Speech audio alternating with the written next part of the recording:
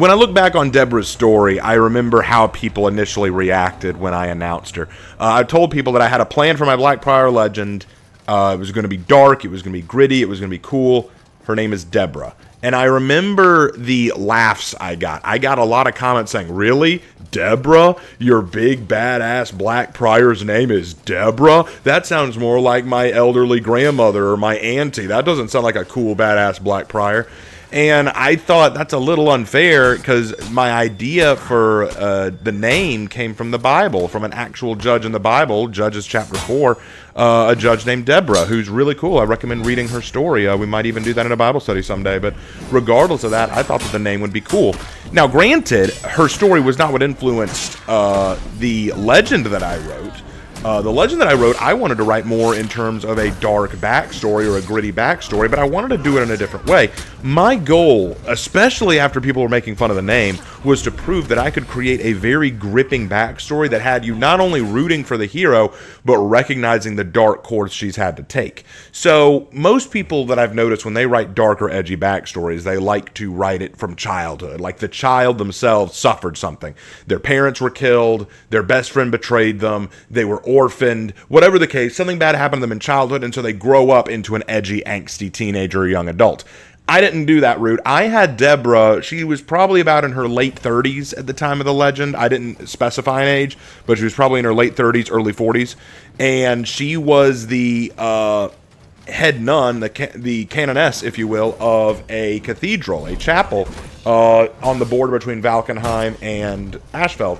And she believed in offering God's mercy and grace to everyone. So it didn't matter if you were an Ashfeldian or from Valkenheim or the Mire or Woolin. If you were lost and starving or hungry or you were injured, you were safe in her cathedral, and she gave you welcome and she treated your injuries. She and her nuns, she and the nuns that worked under her, basically took care of everything. As the abbess of the cathedral, she was the one who handled all these things. Well, along come this group of knights who claim that they're there to help stop some Viking marauders, but when they show up and they get drunk out of their minds and they notice that Deborah is harboring these fugitives, these aliens, these foreigners, and he decides that he's going to kill them. Well, Deborah and the nuns try to stop them, and they decide, well, it looks like you nuns have been, you've been tainted by the evil. Let us purge you with our Ashfeldian seed, and thus they begin raping and killing the nuns there. Deborah tries her hardest to intervene, to fight back, says she'll go to the Lord Warden, she'll go to the Iron Legion. So they lock her in the tower of the cathedral and basically leave her there to starve and die, while Deborah can only hear the wails and lamentation of her own sisters, like all of the nuns that were there with her. And she's praying to God for salvation or deliverance or for a direction, what have you. A week or so passes and she's close to death. And then suddenly she realizes that something's wrong. She realizes the cathedral is burning. It looks like the Vikings that the knights were hunting showed up, but the knights as cowards ran away. And now the Vikings are burning the cathedral, and she has no choice but to jump from the window of the tower, and she thinks she'll die. Luckily, she does not die. But she's pretty busted up. She's starved. She's thirsty. She's got a broken bone or two. You know, she's just out of it. And then along comes Vortigern of the Blackbriars, and Vortigern slaughters the Vikings and finds her and reveals to her that the knights that she sheltered, the ones that betrayed her, are ones that he's hunting. And he is going to come to put them to justice, and he asks Deborah what she'll do because her church is gone. All of her sisters are gone. She has nothing else to do. What is she going to do? And she decides that this is God's message for her. God has called her to become a Blackbriar like Vortigern. This is what she's meant to do. And so she works alongside Vortigern. She trains under him and becomes a Blackbriar in the process, only for her to later hunt down the very knights who betrayed her and bring them justice. Now, I did want very desperately to turn this into a proper revenge story, but also one that speaks to a lot of very heavy themes of like, what do you do in the face of tragedy, especially if you're a person of faith? How can you justify still having a faith in a god or any kind of deity when you've suffered so greatly? I wanted to explore that with Deborah. How could she still believe and have faith when she suffered so much, when she's lost so much? And I think that we definitely explored that very well with her story. I know that it got a little dark at points. I don't think it's my darkest one. I think my darkest one was my Ephira legend. I think Lamia Castriati's is the darkest, which is ironic because I had Lamia's story end with her meeting Deborah. I think that sometimes these people who have gone through such hell and high water, they will eventually meet each other and come to recognize what the other one has gone through and bring each other to a better place by working alongside each other, if that makes sense. More to the point, what I think was so fun about Deborah was I definitely did go the dark, edgy route with her, as you want to go with Blackbriars, but I think it came from a place of relatability.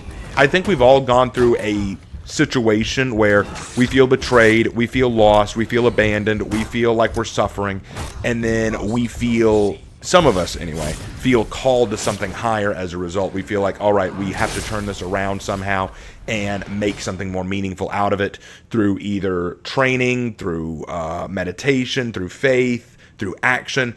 And Deborah found that in her actions. She decided that she was going to change who she was and what she was. She wasn't going to just become a just background player anymore. She wasn't going to sit blindly by and watch cruelty happen. It's like, I think she quoted a Bible verse, and I can't remember now what the Bible verse was. I need to go back and look at it.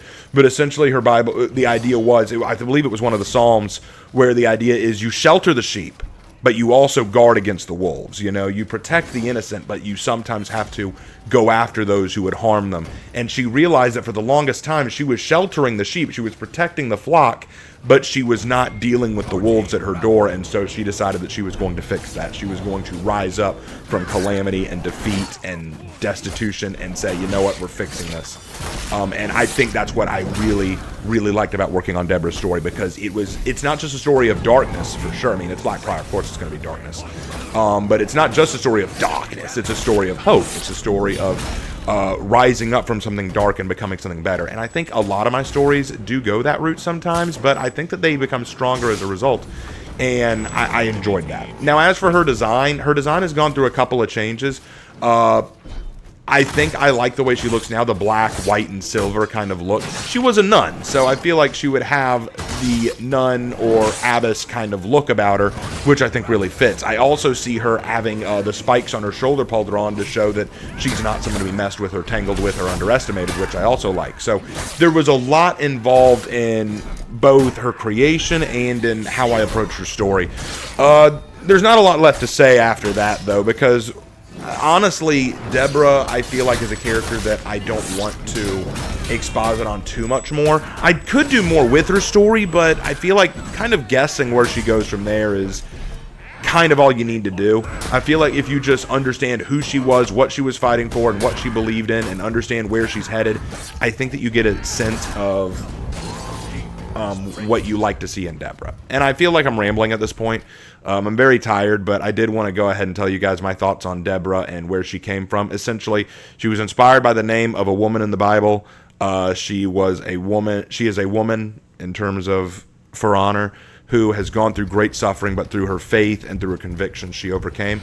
If you want to say that that was maybe inspired by the Sisters of Battle, since I'm a huge fan of them and Warhammer 40k, you could argue that. You could make the argumentation that she's got some Sister of Battle in her, and I think that that works. I think that that's a fair assessment of her, but other than that, that's about all there is to Deborah. Hope you guys enjoyed, and I'll see you in my next video. Take care.